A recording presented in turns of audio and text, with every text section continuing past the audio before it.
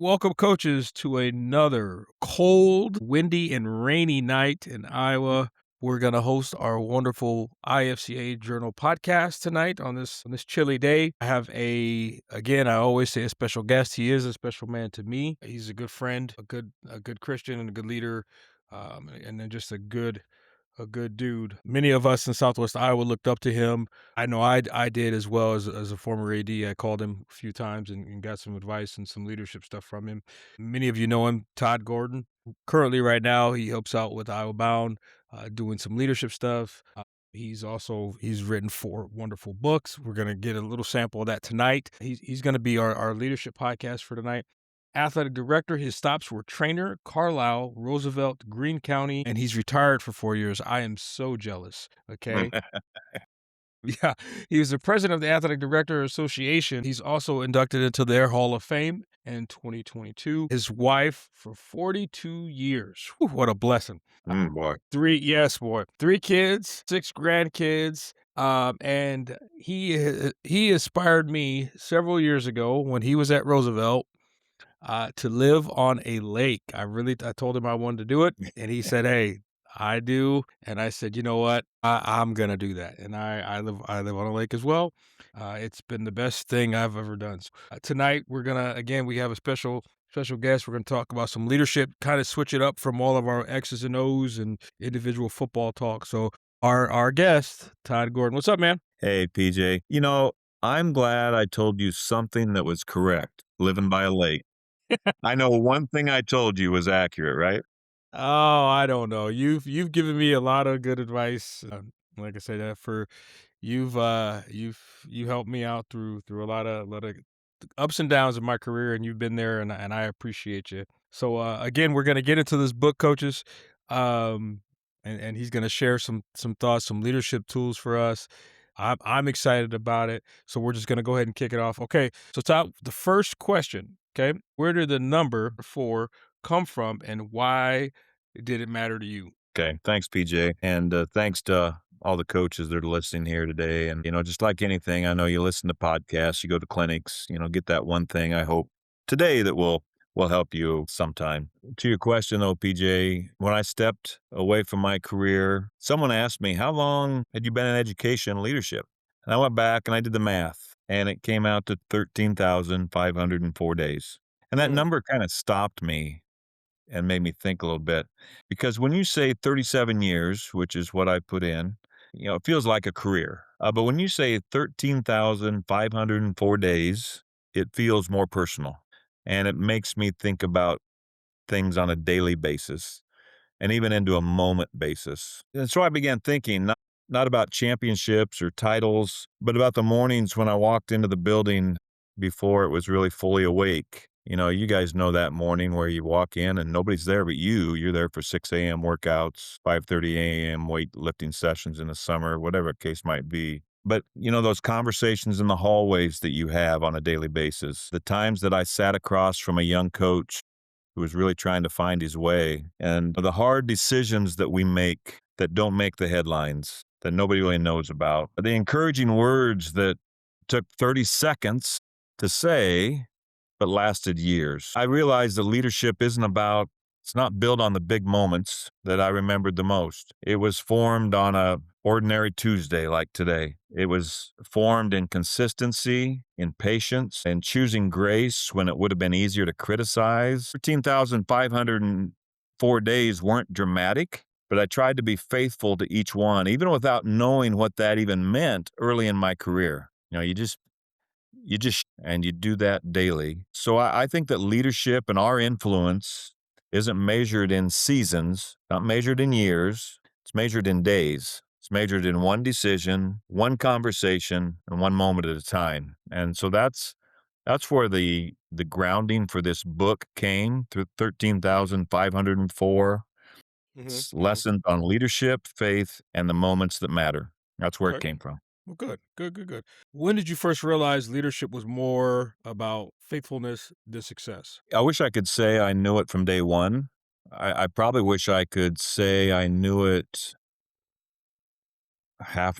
day 600. I don't know that I did. I think as a young coach, and even before I became an AD, the 20 years. I spent 28 years coaching, even with the years as an AD. But um, when you're a young coach, I I I shudder to say I didn't have that same perspective. Now, looking back, I think we can always go in hindsight and say, yeah, we did think more about maybe the end game and developing the whole person. But shoot, I can't say that I can't say for sure when it was. I know it was probably later than I wanted it to be, but I think if it's my encouragement to any young coach, any 24-year-old coach listening right now, it's, just you can still be intense, you can still be competitive, you can still do all the things that it takes to win. But I think we're going to talk a little bit about the bigger picture and developing young men. And I think football, a lot of athletics do that, but football does that more than anything. And we need those football coaches to, the greatest football coaches that have walked the hallways in the state of Iowa are the ones that have taught lifelong lessons. Just realize it earlier.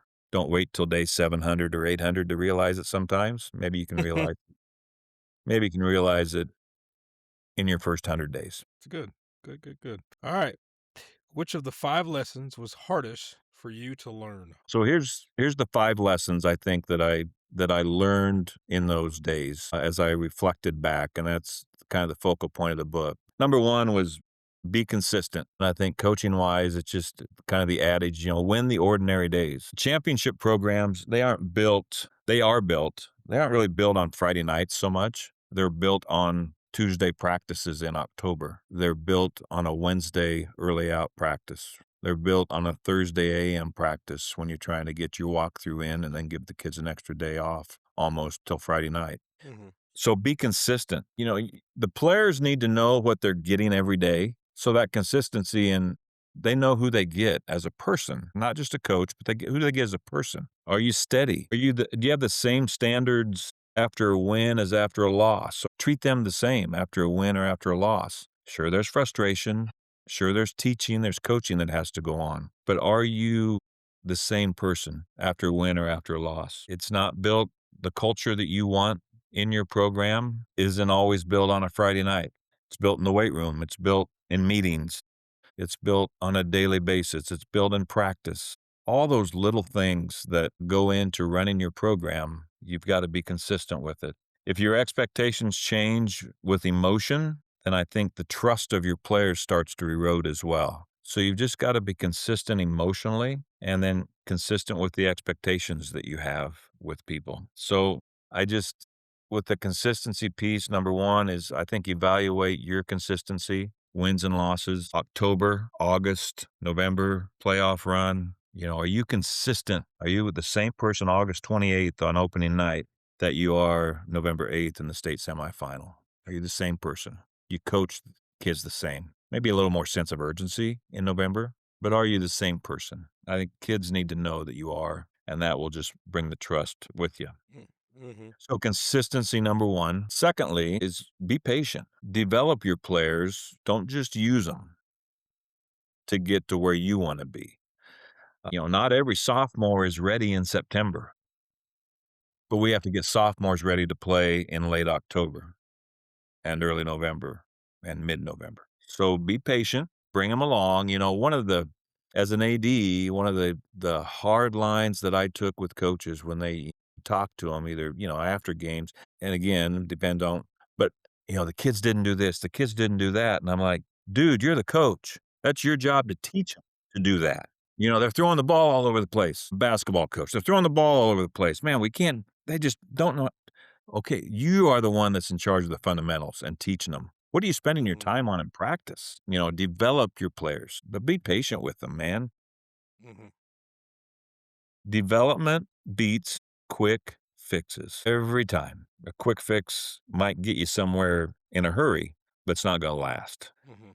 Those young players, I mean, all players, older players, I mean, they're high school kids for crying out loud. They need reps.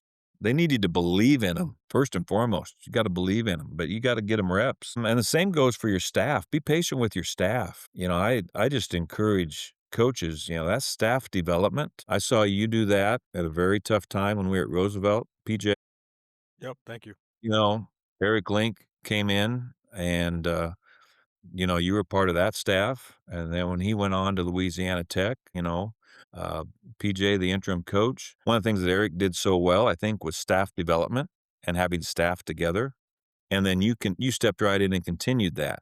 And y it works, but you gotta develop your staff. You gotta have your staff talk to each other, for crying out loud. So develop your staff too. The greatest compliment you can have as a head coach is to have an assistant coach go somewhere else and somebody wants them to be their head coach. That's a reflection that you have developed that coach as well. Mhm. So develop kids, develop your coaches, be patient. Coaches, we're an impatient bunch, man, but impatience can crush confidence. And we've got to be very careful sometimes with our impatience. And so impatience that can crush months, weeks of work, whatever the case might be during a season by showing impatience one time. So just be careful with that, but be patient, man. If you rush the development of somebody or something, you delay the growth. You can talk about trusting the process, but it is trusting the process. There's Right. just no other way to say it. Right.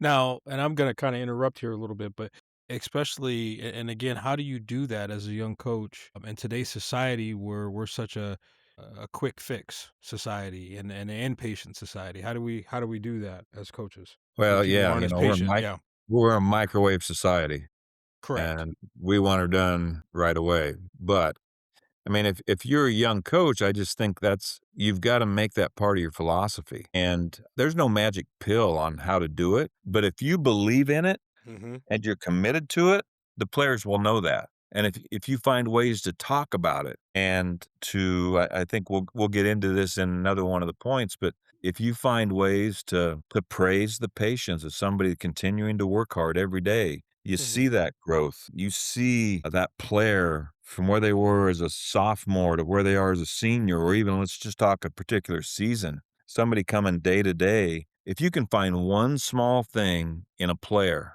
that they have improved on through the week, you build that development kind of mentality. So you correct. gotta look for the little wins and then point those out, praise them, and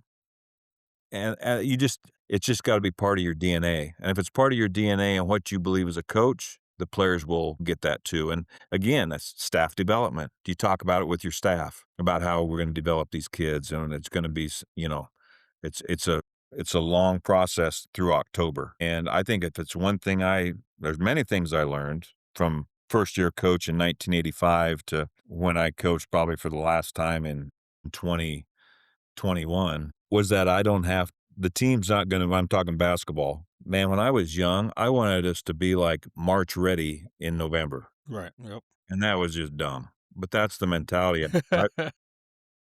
I thought we had to and I had teams burn out. I did. And there's times we were darn good in November and December, and we were horrible in February because I didn't coach them correctly. I didn't go the development route. Again, that was dumb coaching. That's why I said I didn't learn this on day 1 or even 600 sometimes. Mhm. It took a long time to get it through my skull, and I just hope the coaches listening here are smarter than I was. I'm sure some of us are, and some of us, we got a lot of work to do, Well, we're all a include work in me. progress, man. We're We're all all a work work in in progress. progress. Yeah, that's yeah. Thank goodness. Which, okay, leads me to kind of the third one, work in Yep. progress. But the third lesson I think I learned the most was show empathy and grace. Coach the person, not just the position. That linebacker that you have, he's got a life outside of the scheme that you want him in. And if we're not worried about the life that that kid has, he's not going to be effective in the scheme that you want him to be in. Every kid has something going on at home. They just do. And kids nowadays mask it pretty well. But we've got to be aware. It's just everybody around us has something going on. We don't know. But I think it's up to us to show empathy and grace to everybody around us, including our team. Listening builds loyalty. Listening is a skill that is so sorely lacking these days. And if we can listen to people and not just listen to think about what we're going to say next, but really listen and pause and think, then we can be really effective. But we have to listen. And we have to listen past the words sometimes. We have to listen to the emotion. This was one that I probably not until my last 4, 5, 6 years did I really get better at. was showing the empathy and grace. And when I did that with kids who have, you know, were code of conduct violators and Mhm. didn't just judge them and try to give them the penalty and get them out of my office. Mhm. Mhm. There were sometimes it's cut and dry, and Right. the penalty was still gonna be there no matter what. But when that kid came in and you could tell just by reading the body language that they may wanna talk about it, sometimes I had some really good conversation with kids. Mhm. And I had some of those same conversations with coaches and directors as well. But a lot of times we get so rushed in our day. We want to get through this to get to that. I got practice planning to do. I don't have time to sit and listen to, whatever the case might be. As Mhm. ADs, we always had something to do. And until I took the time to really start to listen to people and have some of those conversations, that in itself changed my leadership, I think, and the effectiveness of my leadership when my Right. listening got better. Okay. And you can hold high standards and still show that you care. I think I was Mhm. afraid of that sometimes. That if I really I'm showing, weakness in my armor as a leader, as a coach, as an AD, that I was showing a weakness. That's not the case. You can still have the same standards and still show you care about people. And this is no surprise because you've seen it, man. Players will play harder for coaches who see them. And yeah, it's the old adage. You don't know how much you care about, they'll run through walls for you. If they it's shown time and time again, and I think it's just something to evaluate, find ways to show that empathy and that grace to people, and just realize they're all going through something, and that's Right. what we gotta be able to coach and teach that too. And you go back to the question you asked right away, PJ, this was the hardest one for me to get. This took the longest because Mm. I think as a man, as a guy, Mhm. I didn't see it that way. I believe in empathy and grace, and thank goodness we have a God who shows grace. Why didn't I show that to my kids? Why didn't I show that to the players? Why didn't I show that to the coaches? It just made no sense. So this took me the longest to get to and to make it a part of who I was, and kind of the fabric DNA of my leadership. Mhm. This one took the longest. Okay. I think if you can make that a part of you sooner in your life, the better. Right. How much of that do you think is ego from a coach's perspective? 100%. Okay. I think a lot of it. I mean, it is a lot Right. of it. Right. Okay. You don't, and it's just crazy to think about is that I would go to church and sing about grace and then I'd show up on Monday and kind of forget everything. It just, I was a Sunday Christian Right. for a lot of time. We Right. can't Yep. be, it's gotta be who you are, and it's okay. It's not a weakness, it's a strength, and I think that's another thing. If we're building young men, right? We're building young men, not men. We're building the whole man. We want them to be good husbands and good fathers and good leaders in their community, because for 99% of them, football is gonna go away pretty darn quick, but the stuff that we teach them about being a whole man and living life the right way is part of what we model. Right. Okay. So I have a quick one here. How do you balance grace with accountability? There's still accountability. The standard is not lowered. The standard is the standard. This is who we aspire to be as a team. This is who you need to aspire to be as a player. And there's also who we aspire to be as a person. So the standard and the accountability, I think that shows so much when we have had those conversations, those quick 30-second conversations with kids just about hey, how's it going? How are things going in life? Most of us live in a small enough bubble that we know things that are going on in our communities with our kids. Hmm. And so that accountability never wavers. Right. Grace doesn't Okay. make the code of conduct go away. Right. Grace just allows us to have a conversation about it and figure out maybe why and what can we do so we don't repeat it again. Kinda same way with making a mistake on the football field. We made a mistake, we gotta correct it, but there's some grace. I'm not gonna run you into the ground. It's not gonna be, 100 suicides because you missed a block. It's gonna be, what can we do to correct it? Does that get intense sometimes and the voice raise? Yeah, shoot, we're coaching. Hmm. Yeah. Yeah. Okay, number 4. Ready? I am. I'm ready. Alright, 4. It's kinda, this is a buzzword, but it's I don't use the buzzword. It's think long term. Build a program, not just a season. Don't mortgage your culture for just one win. Don't blow it all just to get one win. I had a superintendent that I worked for in Treynor. You'd go to talk to him about something. Hey, can we do this? What do you think about doing this or that? He'd say, let me think about that. So you always have to ask yourself, number one, you don't have to make quick decisions all the time. Granted, on the sideline, 35-second clock going, you got to make a decision. Sometimes you need to ask yourself, what does this decision do to our program 3 years from now? What does this look like? What's the long term? And can I repeat this? If I make this decision now, can I repeat it? Or is this a one time decision? And if you're making a Mhm. one time decision that may not be the same the next time, you really have to evaluate that, I think. Right. Yep. The other thing I think, when you think long term is you've got to develop a leadership pipeline. By that I mean you got to start developing the freshman leaders, the sophomore leaders. I've known some coaches that have really done a good job of this. Where they've had the junior senior kind of pod leadership, freshmen, sophomores. In football you've got a little bit bigger pool of players sometimes to make that happen. But are you developing your leadership? Um, I think one of the biggest mistakes sometimes we make as coaches, I made as a coach, was, "Okay, you're a senior, now you're a leader." I didn't develop any leaders in them. No, so, you develop that leadership. Maybe you get into junior high if you can, but at least a freshman, are you developing leaders in your program? Are you developing leaders in your coaching staff? If you're an older coach and those young coaches come in, are you developing the leadership in them? So they are leading that JV team or that freshman team the way you want it led as a head coach, but also the way you envision that being at the varsity level. Get that pipeline. Yeah, it should be consistent. Another consistent thing. Right. And that senior culture, boy, that makes or breaks a team, number one, I believe. But Hmm. it also affects how those freshmen and those sophomores buy into the whole program. The short term shortcuts, they create long term cracks. And sometimes those cracks are they cannot be repaired. So I think you got to really think long term in a lot that we do. You're building something. The great ones build something that lasts longer than one season. They just do. There's a reason some of those same teams are at the Dome, year after year or every other, just whatever the case might be. There's consistent teams up there because they're building something and they built something that lasts longer than 1 year. You can just see it. You can see it from the stands. So that long-term thought, is so important. Lastly, for a lot of years, I believe in moments.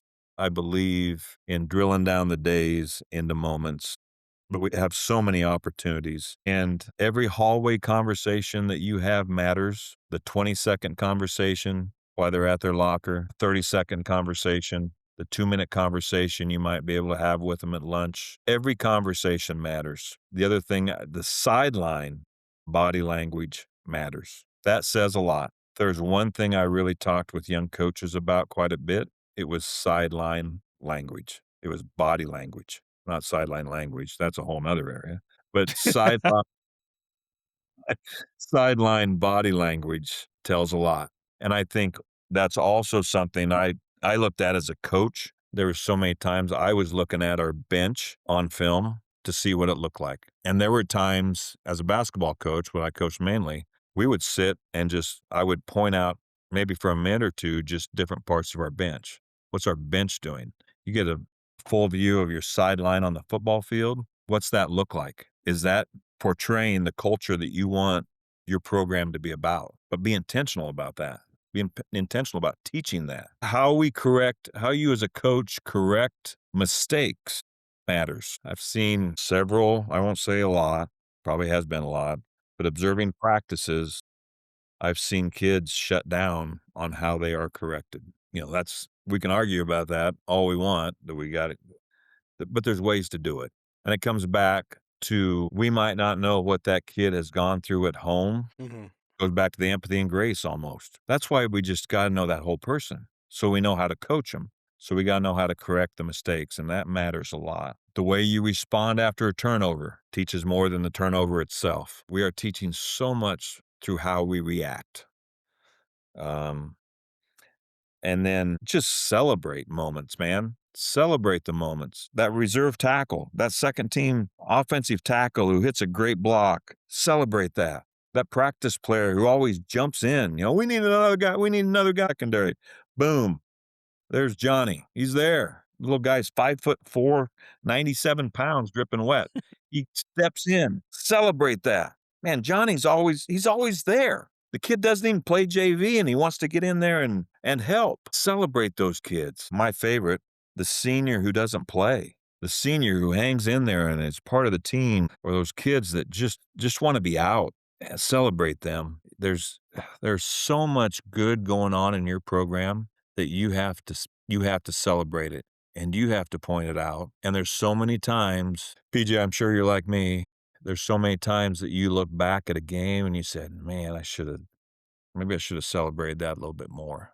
But see, Mhm, mhm. that's the thing. Sometimes we miss the moment, and we don't get that moment back. We miss the opportunity, and there's so many times we need to step into the moment because that's the only chance we get. So, just be aware, live and coach aware of those moments around you and step into them, and that you will be so impactful. Not because 'cause you're trying to be, but just because you observe what's going on around you, and that just organically, you're just gonna be an effective coach, an effective teacher, effective husband, dad, grandpa, but you gotta recognize the moments and then take advantage of them and step into them. 'em. They're there for a reason. Don't miss it. Mhm.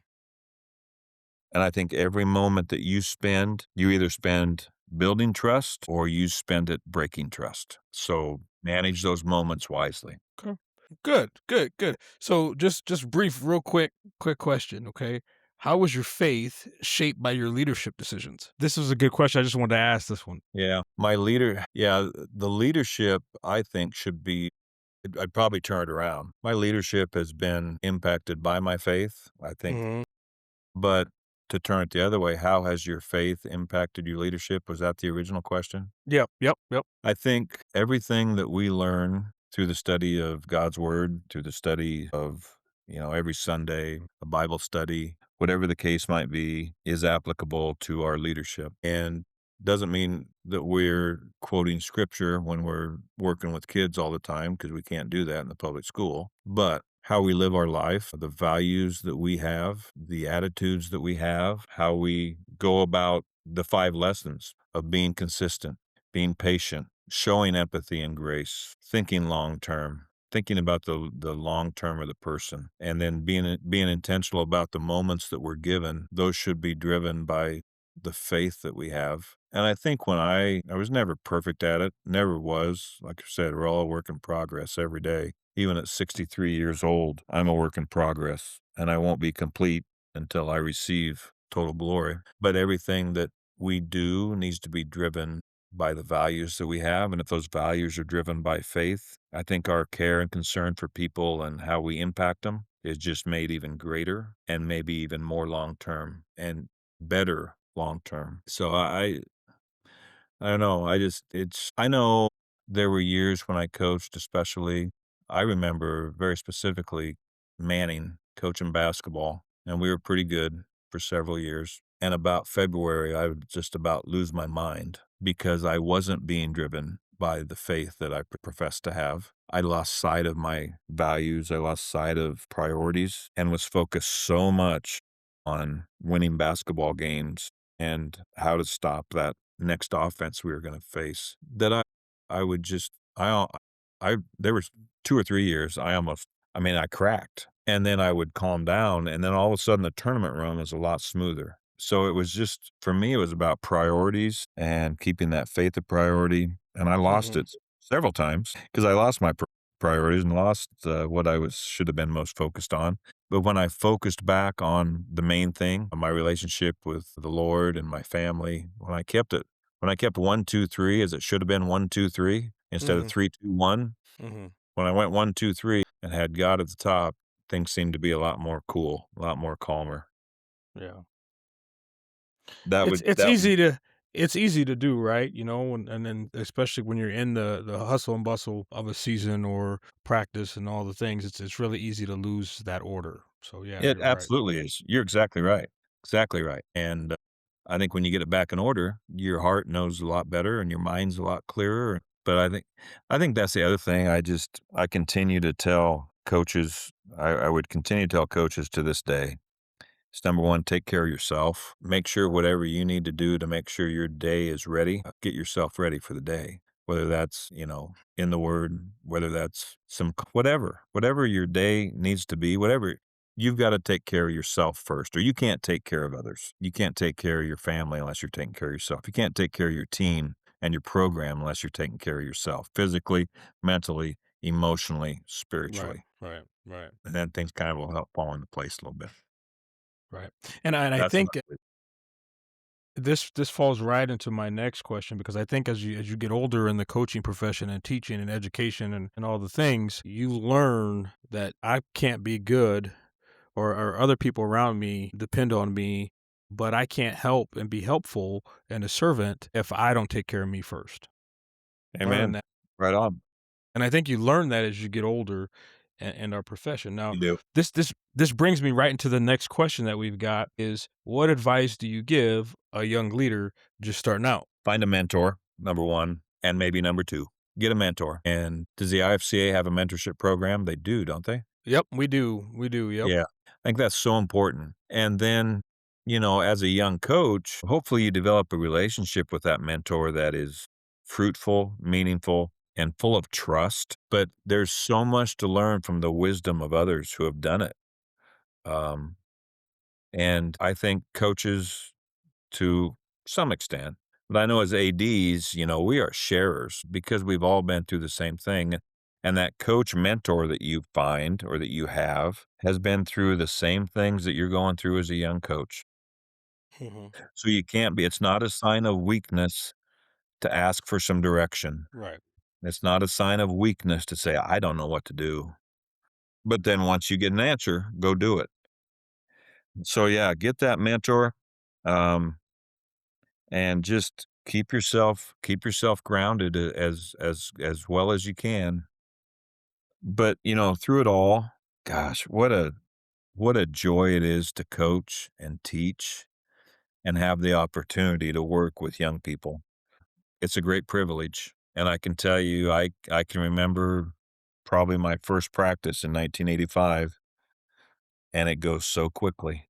So enjoy the moments too, but realize that you've got a real opportunity to make an impact in those kids' lives. Yeah, Mhm. man, they need you right now more than ever, more than they did. They say kids are kids. Yeah, they're kids. There's so many distractions right now for these kids. Oh, unbelievable. Yeah. And, you've got young men that you've raised, PJ. My oldest grandsons are both 14 right now. And man, I tell you, I pray for them every day. Mhm. It's tough. They need good, young, and old coaches and teachers. The time is right, and we gotta step into this moment as coaches and help these kids. Football is a tool. Football is a tool that we get to use to guide and shape these young lives. I know that sounds so philosophical, it's like, Mhm. but Mhm. I tell you, it's the truth. They need you. They need you. Well, and I did a podcast yesterday with Calvin Bell, and he was talking about how he grew up in a single family home, and his mentors were his coaches, and how they impact, and you hear this all the time, and everywhere you go, you give me someone, and I guarantee you, a coach, an educator, at some point has impacted your life, and I Absolutely. believe that's to be true. Yeah, absolutely. You're 100% Yeah. right. All right, like I said, I 5 lessons. I'm digging it. And I love the title. It's awesome. How do you want people to feel after reading your book? And again, this is the 4th book, right? This is the 4th one. It is. I wrote the first one about 4 years ago. It's called The Power of One. One-word leadership. It's just I believe a lot in one word and definitions, and so one-word leadership was my first book. My second book was called Made New: Living the Life God Blesses, and it's just, basically about the war that goes on in our mind and making ourselves new that way. And then the third book was actually just an offshoot of that. I wrote it for my grandsons. It's called Made New. It's a teen's journey toward a life that God blesses. So it's written for teenagers. Mhm. You don't have to be my grandson to buy it, but, that's who kinda who you write it. And then again, the 4th book that just came out is 13,504 Lessons in Leadership, Faith in the Moments That Matter. What I want people to realize after they finish that book, and I've kinda designed the book as a Bible study to do with people, to do with coaches and or, just a group of men and women just to talk through these lessons. Mhm.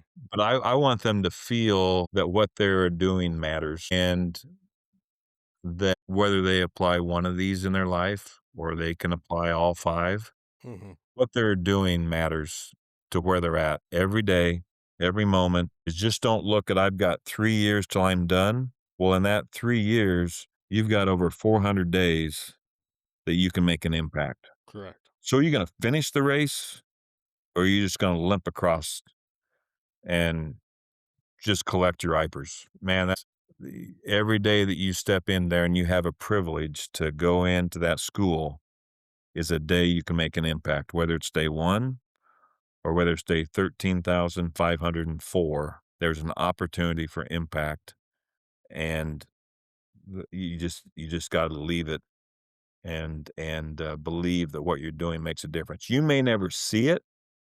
Mhm. You may never see it. You may never know about it, but that doesn't mean it's not worth doing, and it's worth doing to the end. 'Kay. Last question. When you look back, what are you most grateful for? The relationships that I had with people to this day.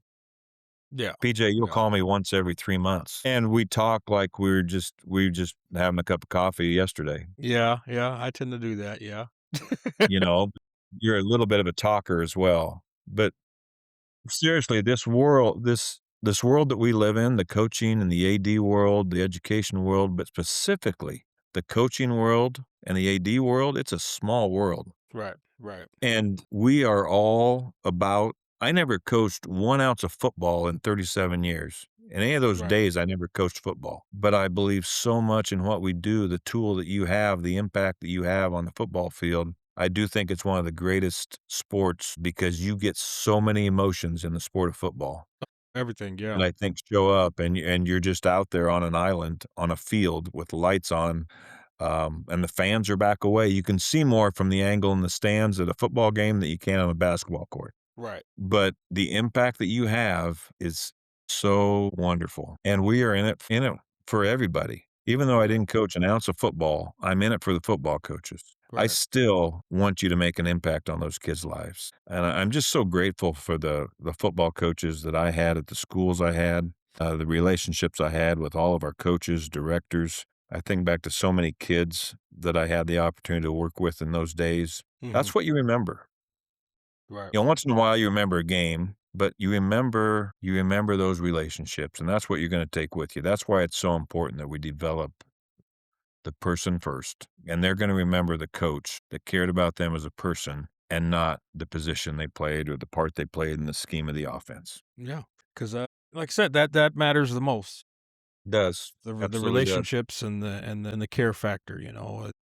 Yeah. Again, I think that's lost sometimes in our society. Like I said, wow, I'm excited about your book, and again, I hope coaches, I hope around the state that you guys not only listen to this and you've taken notes, but I've taken some notes and got a couple nuggets. Again, he's got 4 wonderful books that you can look up. I'm sure you can find them online, They're on or you could, Amazon. or they're on Amazon, or you They're can on Amazon. they're on Amazon. I don't even know how to use Amazon really. Or you can email him. Todd, what's a good email for you? Todd A. Gordon, Mhm. TODDAGORDON at gmail.com. Good, good. Yep. You just send him an email, and like I said, he's great, and I just appreciate your time tonight, Todd. And again, you shared some nuggets for me. I'm sitting here, just thinking, man, well, what moment did I miss? I think, PJ, if we can leave with one thing, it's like Yep, yep. just step into them. Step We into it. all have Yeah, moments we regret that we missed, yeah. and it's just the ones we gotta keep looking forward. It's like next play. Okay, Right. next moment. Yeah. Where is it, and where can I step in and make an impact with it? Right. Yeah. Not gonna hit hit them Well, all. No, you're not. But again, like I said, I loved your 5. I personally loved the 5 lessons, and again, I'm gonna sit down. I'm sure I'll sit down the next couple of days and reflect and evaluate and see things and just kind of I'm excited about it. I may order the book, so it's kind of a good deal. So again, coaches from around the state, like I said, you can email Mr. Gordon anytime. He's a great resource to have, a good person and a great man to have in our state. Again, coaches, I thank you so much for listening to this podcast tonight. You can follow us also on Apple Podcasts, Spotify, and YouTube. And again, I know our time is up. We've ran a little long tonight, but again, there's a lot of good things for you. And again, it wasn't just X's and O's tonight. It's about leadership developing not only ourselves but our kids and caring and being cared for. So again, coaches, like we always say on the podcast, keep grinding. Thank you, Mr. Gordon. Thank you. Appreciate it.